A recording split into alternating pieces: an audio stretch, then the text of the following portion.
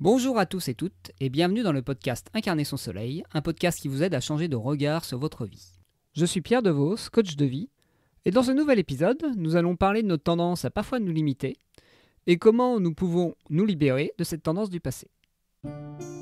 Chaque semaine, on parle de développement personnel, d'amour de soi, de relations aux autres et de souveraineté. Car oui, nous sommes les maîtres de notre vie, mais nous l'oublions trop souvent.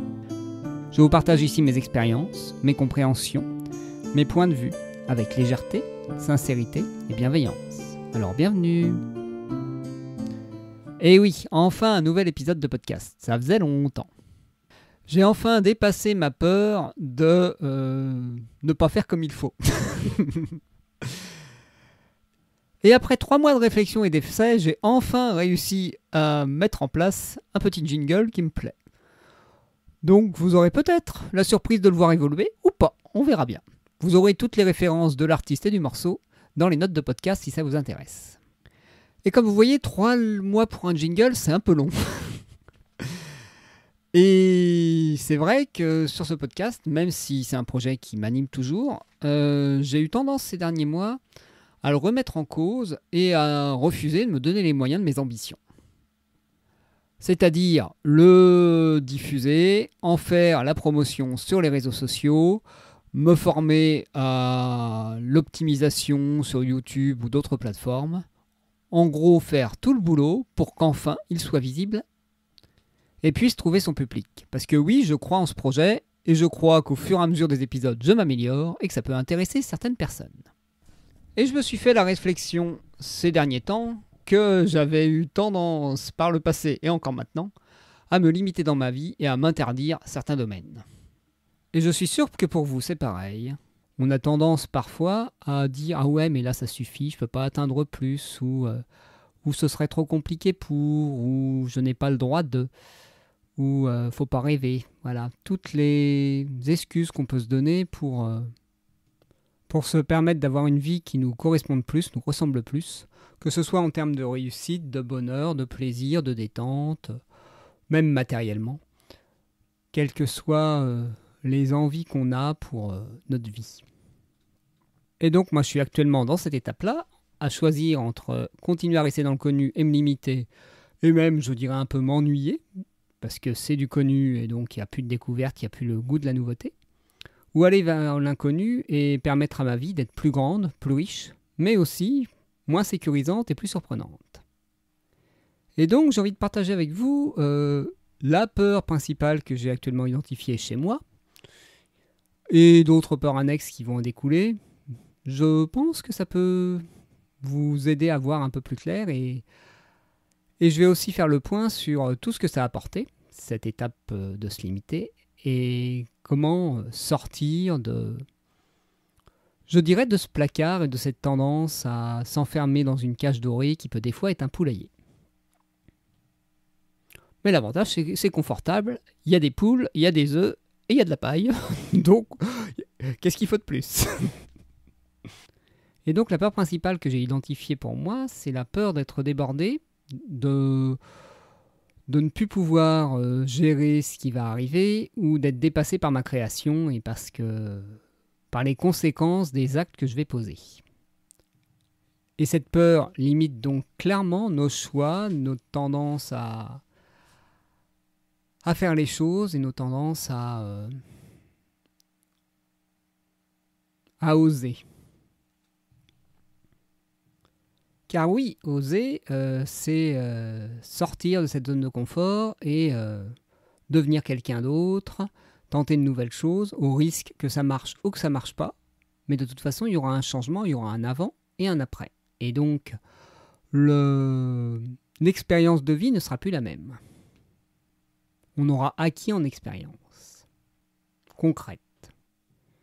Et donc parfois on limite nos choix et nos actions, on réduit nos actes et nos impacts, par peur de ne plus avoir assez de temps pour soi ou ses proches, par peur d'être débordé, comme je disais tout à l'heure, par peur d'être déséquilibré, de ne plus maîtriser sa vie, de ne plus être maître de sa vie, par peur également parfois d'être rejeté, ou par peur de découvrir ses réelles capacités ou incapacités. Parce que derrière l'absence d'action, Il y a des fois une envie de ne pas tester pour ne pas être déçu ou surpris de ce dont on est capable.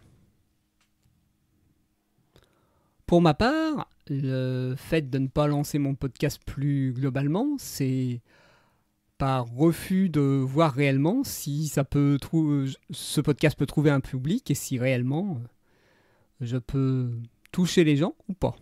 C'est beaucoup plus confortable pour moi de ne pas faire d'efforts pour que ça soit entendu ou visible, parce que comme ça, je ne vérifierai pas si ce que je propose a un intérêt pour les autres. Et je pourrais rester dans mon illusion que ce que je dis est très intéressant et très important. Ou à l'inverse, dans mon illusion que ce que je raconte est inintéressant. Ça dépend des jours et des facettes. Et parfois, cette tendance à se limiter, ça peut impliquer également un manque de confiance en ses capacités, à poser ses limites, à rester à l'écoute de ses propres besoins et envies, parce si on n'a pas envie d'être débordé, c'est qu'on considère qu'on pourra pas dire non et dire ça c'est trop pour moi ou ça j'en ai pas envie. La peur aussi de ne pas être capable de fixer ses priorités, de résister au stress ou à la pression extérieure, et de s'adapter au changement. Et je pense que ce terme-là est le plus vaste et le plus juste et qu'il englobe un peu tout. C'est s'il y a des capacités d'adaptation, en posant ses limites, en restant à l'écoute, en fixant des priorités, il n'y a plus de soucis. On peut oser plein de choses parce qu'on se fait confiance pour pouvoir s'adapter et être encore en maîtrise sans être pour autant en contrôle. Et derrière toutes ces peurs et ces manques de confiance dont je viens de parler, ça peut être lié à plein de tendances qu'on a installées d'habitude pour répondre à des besoins extérieurs et pour s'intégrer. Et donc on a pu avoir une tendance par le passé à faire passer les autres avant soi et donc à se laisser influencer par l'extérieur, ce qui a pu entraîner un refus ou une difficulté à se faire passer en premier, et même parfois à connaître ses propres besoins ou ses propres envies.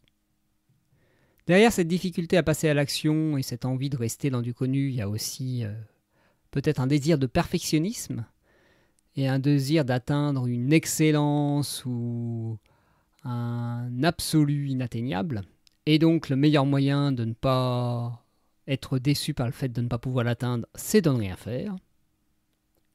Il peut aussi avoir la peur de faire marche arrière, de se désengager, de dire « Ah tiens, finalement, cette direction-là, c'était pas la bonne, c'était pas celle qui me correspond. » Et donc, une volonté d'être parfait dans le sens d'avoir un chemin en ligne droite, de toujours savoir ce qui est bon pour nous. Et parfois, le détour est le bon chemin. Mais ça, c'est pas toujours facile à accepter que on ne sait pas tout de suite ce dont on a besoin et que c'est parfois en faisant des détours qu'on le découvre. Il y a encore plein d'autres tendances. Il y a la volonté de garder une image positive aux yeux des autres, vouloir rester de quelqu'un de bien. Une autre facette du perfectionnisme, mais plus vis-à-vis du regard extérieur que du regard de soi. Une tendance aussi à préférer imaginer, fantasmer sa vie plutôt que la vivre, parce que à force de ne pas vouloir désobéir, de ne pas vouloir être différent, de ne pas vouloir gêner les autres, faut bien que tous ces désirs s'expriment quelque part. Et donc ça s'exprime dans l'imaginaire et c'est plus confortable parce que dans l'imaginaire ou dans les projets, ah oui, un jour je ferai ça, on n'est jamais déçu. C'est quand même chouette. Hein.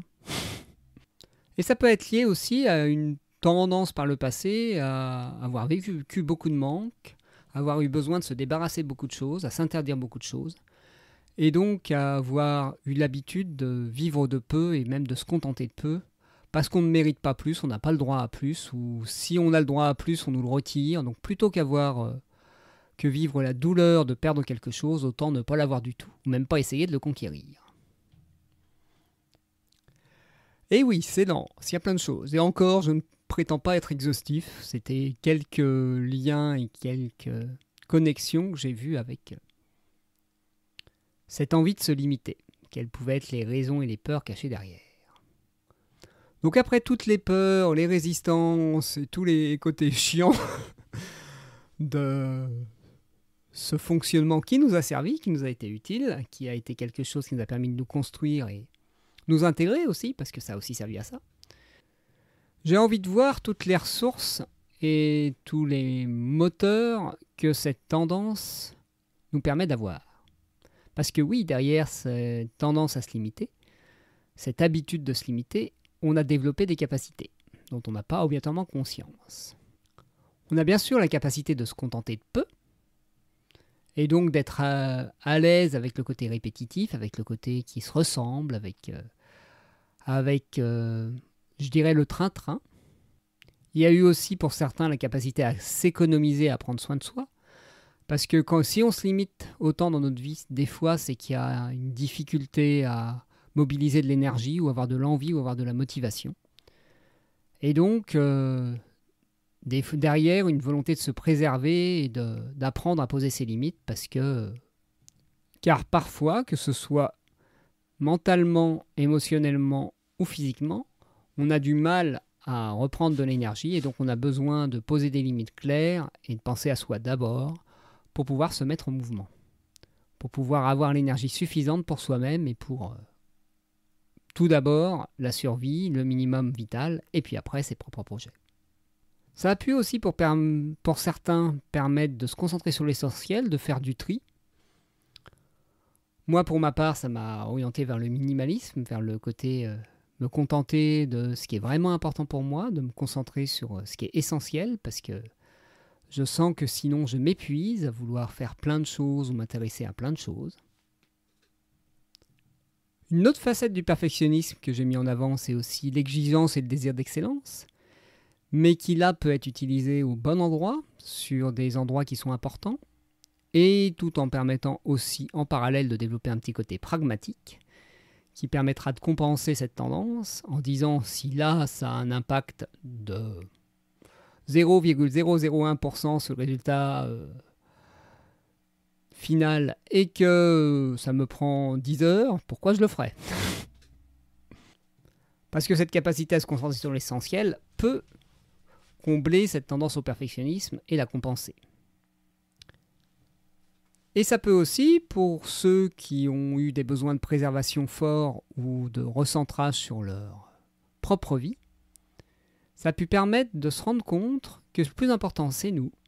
Et le plus important, c'est pas de suivre le chemin qui est tracé par la société, par les autres ou par toutes les personnes de bon conseil qui nous disent que réussir sa vie ou pour atteindre ses résultats, il faut faire ceci ou cela.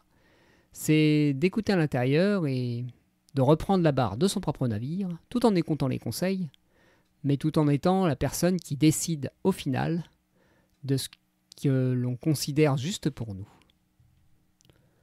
Et donc aussi, une qualité qui a pu être développée, c'est la capacité de se recentrer sur soi, de s'écouter, d'être plus à l'intérieur qu'à l'extérieur, et donc d'être un peu plus à l'écoute de ses besoins et de ses envies. Ce qui est quand même indispensable quand on veut fixer un cap pour sa vie et construire sa vie d'une manière qui nous correspond vraiment.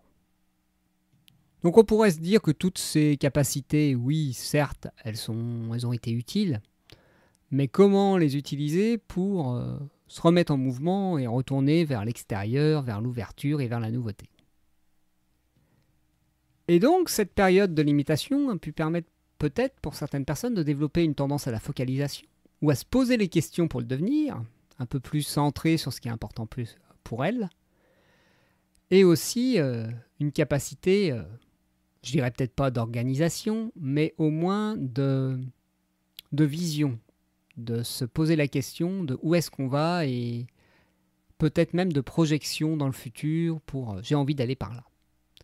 Après, il y a l'étape suivante qui est le passage à l'action et la mise en mouvement, qui est une autre étape qui des fois peut être un peu difficile quand on a autant tendance à s'enfermer dans une prison dorée parce qu'elle est confortable et parce que c'est ce qu'on a connu depuis très longtemps, ou pour certains depuis toujours. Donc, parfois sous des formes qui ont varié, mais où le fond était quasiment le même. Et donc, qu'est-ce qui peut nous pousser à nous mettre en mouvement et à enfin oser agrandir les limites de notre cage dorée, et peut-être même oser, grand Dieu, ouvrir la porte et aller voir les lions dans la savane. Parce que oui, ils peuvent peut-être être gentils et peut-être que leur faire des gratouilles sur la crinière, ça peut être une expérience très chouette. Si on est bien accompagné et qu'on est un peu formé pour pas se faire croquer. Alors j'ai identifié quelques moteurs au changement, qui ne sont que des idées parmi d'autres. Mais ça peut être la frustration du manque de découvertes et de surprises. Parfois avoir l'impression d'être tellement enfermé dans sa vie que la vie est toujours la même et d'avoir une vie de retraité avant l'âge. Désolé messieurs et mesdames les retraités, mais peut-être que vous ne vivez pas ça, mais c'est l'image qu'on s'en fait d'une petite vie de routine. Ça peut être une envie de nouveauté aussi qui peut générer ce mouvement. Également se rendre compte que s'étant centré sur l'essentiel, on a plus de capacité à se concentrer sur soi et donc il y a moins de risque de s'éparpiller. Donc on a moins à avoir peur d'oser de nouvelles choses ou de se faire déborder par l'extérieur parce qu'on saura retourner en soi pour dire « Ah oui, là il y a un déséquilibre, qu'est-ce que je fais ? Est-ce que je fais marche arrière ? Est-ce que je dis non ? Est-ce que je pose une limite ?» Mais on sera plus à l'écoute du besoin sans pour autant aller au burn-out ou au conflit ou à la surcharge, physique ou émotionnelle ou autre. Ça peut aussi être une maladie ou un inconfort qui vraiment nous pousse aux fesses et nous dit là, va peut-être falloir bouger parce que là, il y en a ras-le-bol. Parce que des fois, le manque de découverte et de surprise, ça peut arriver jusqu'à une quasi-dépression ou déprime par manque de goût et manque de nouveauté. Une petite tendance à « mais qu'est-ce que je fous là ? La vie, c'est pas ce que j'ai envie de vivre. Cette vie n'a pas de goût. J'ai plus envie d'être là. J'ai plus envie de vivre ainsi. » Suffit des fois juste de remettre un peu de nouveauté, un peu de curiosité, de nouveaux projets, et puis ça repart. Ça a été un peu mon cas il y a quelques semaines où j'avais envie de retourner dans ma petite cage dorée, et puis non, je peux plus. Je m'asphyxie dedans, et c'est plus possible. Même si j'y suis encore pas mal dans ma cage. Je m'approche juste de la porte pour essayer de l'ouvrir. Et bien sûr, elle n'est pas fermée. C'est juste moi qui m'interdis de l'ouvrir. Et d'autres motivations à se mettre en mouvement, ça peut être l'envie de sortir de terre un projet qui nous pousse à être plus grand, quelqu'un d'autre, plus visible, d'oser enfin être la personne qu'on aimerait être mais qu'on n'ose pas être. Ça peut être aussi avoir envie d'être un exemple pour ses proches, ses enfants, ses amis, ou d'aider certaines personnes à qui l'on tient. Moi, pour ma part, c'est vrai que l'envie d'être père me pousse à avoir envie de devenir, je dirais pas un père admirable, mais un exemple pour mon fils ou pour ma fille, que quand on a envie de quelque chose et qu'on se donne les moyens, on peut y arriver. Ou si on n'y arrive pas, au moins on aura tenté. Et on n'aura pas de regret à se dire ouais, la vie c'est tout simplement métro, boulot, dodo, on se trouve un emploi, on reste dans cet emploi, ou on change d'emploi régulièrement, mais on reste dans des emplois qui nous plaisent pas beaucoup, et on attend la retraite. C'est pas trop le modèle que j'ai envie de donner à mes enfants. J'ai envie plutôt que la vie soit un jeu et qu'elle nous donne envie d'exister. Et ça peut être aussi une envie de mettre en pratique toutes les connaissances, qualités et dons qui se sont réveillés, qui ont été enfouis pendant un moment, par peur d'être trop différent ou de trop déranger. Et donc une envie enfin de sortir de la coquille pour dire « Eh oh, j'ai ça dans ma boîte à outils, laissez-moi faire ». Comme quelqu'un que j'ai vu dernièrement qui s'était lancé pour être paupier volontaire une fois qu'elle était partie à la retraite, parce que c'était un projet qu'elle avait depuis des années, mais qu'elle n'osait pas vivre parce que la pression sociale, l'envie d'être responsable, d'avoir un boulot, etc. Le truc classique. Et bien sûr, le dernier moteur peut être l'envie d'offrir au monde ce qui l'on est et en faire bénéficier le plus de monde possible. Alors, malheureusement, pour se mettre en mouvement, je n'ai pas encore trouvé de baguette magique. Si vous en trouvez une, je suis preneur, donnez-moi les références, j'achète tout de suite. Parce que la meilleure des baguettes magiques, c'est en 3 étapes, c'est oser, agir et recommencer. Et ouais, c'est pas plus compliqué que ça, mais c'est des fois un peu compliqué. C'est juste oser faire ce dont on rêve, ce à quoi on pense régulièrement mais que l'on ne fait pas, et qu'on se dit « Ah oui, on fera un jour, mais un jour, c'est toujours plus tard ».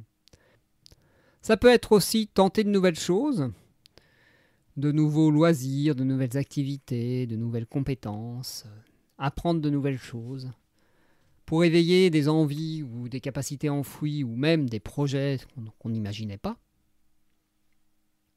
Et ça peut être aussi oser être soi-même face aux autres. Et en étant soi-même face aux autres, les gens ne vont pas interagir de la même manière et il y a peut-être de nouvelles opportunités ou de nouveaux chemins qui vont s'ouvrir. Car en étant comme tout le monde, c'est clair que dans les relations, on ne va pas obligatoirement attirer grand monde, parce qu'on ressemblera à n'importe qui. Et donc, en plus d'oser, il faut agir comme vous aimeriez toujours l'avoir fait. Donc en gros, passer par les étapes inconfortables de l'apprentissage et de la nouveauté pour devenir la personne pour qui c'est une norme et c'est naturel de fonctionner comme ça ou de faire telle chose. Ça peut être des choses toutes simples, comme faire la vaisselle après avoir mangé. C'est ce que je fais ces temps-ci. Et c'est clair que ça transforme un peu la vie de devenir quelqu'un d'un peu plus rangé, organisé. Et d'une certaine manière, ça me détend et ça laisse de la place pour autre chose. Et donc, en osant et en agissant, c'est clair que la prison dorée va un peu se transformer. Des fois, elle aura peut-être même plus de barreaux.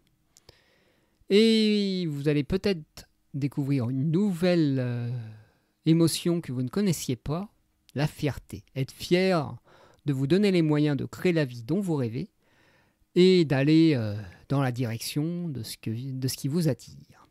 Et bien sûr, malheureusement, pour certains, ça ne se fait pas en une fois, il n'y aura jamais de fin à ce processus, il faudra recommencer.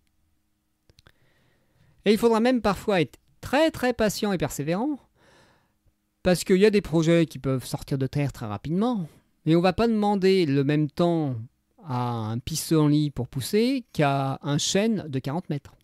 C'est un peu normal. Donc il faut mettre plus d'énergie pour le chêne de 40 mètres que pour le pissenlit. C'est un peu logique. Et aussi plus de temps. Donc parfois il y a des projets comme développer une activité professionnelle indépendante ou une chaîne YouTube ou du contenu ou écrire un bouquin ou toutes les choses ou même perdre du poids ou avoir une musculature qui nous correspond plus. Là c'est par la répétition qu'on va obtenir le résultat. Et donc là le plus important c'est pas de toujours garder le cap, mais c'est de remettre le cap régulièrement, de refixer le cap. Parce qu'on ne va pas demander à un bateau ou à un voilier d'être sur une ligne droite tout le temps, parce que des fois il y aura des vents, il y aura des courants, mais juste de toujours rester dans la direction de ce qu'on désire. Et oui, ça peut demander beaucoup d'efforts et beaucoup de persévérance, mais si c'est vraiment ce que vous voulez et quelque chose qui vous tient vraiment à cœur, où il y a une envie forte et un pourquoi fort de le faire, vous allez vous donner les moyens. Regardez par exemple les sportifs de haut niveau qui sont motivés pour avoir une médaille pour une raison X ou Y. Même s'ils n'ont pas la médaille, ils s'entraînent tous les jours. Ils se donnent les moyens pour atteindre leurs rêves. Il y en a qui sont déçus de ne pas l'avoir atteint. Et puis il y en a qui sont fiers de s'être donné les moyens d'essayer de le vivre. Moi je vous conseille plutôt d'être dans la deuxième partie de ceux qui apprécient le chemin et pas uniquement le résultat. Et bien, sur ce, après ce long épisode un peu plus construit que d'habitude, je vous souhaite une magnifique semaine. Je ne sais pas si je ferai des épisodes régulièrement. Mais si vous souhaitez être informé des nouveaux épisodes, je vous conseille de vous abonner sur votre plateforme de podcast préférée ou de me suivre sur les réseaux sociaux où je vais essayer d'être un peu plus actif et de donner un peu plus de nouvelles de ce contenu. Je vous souhaite donc plein d'audace, plein de nouveautés, plein de sorties de la cage, et je vous dis à très bientôt pour un nouvel épisode.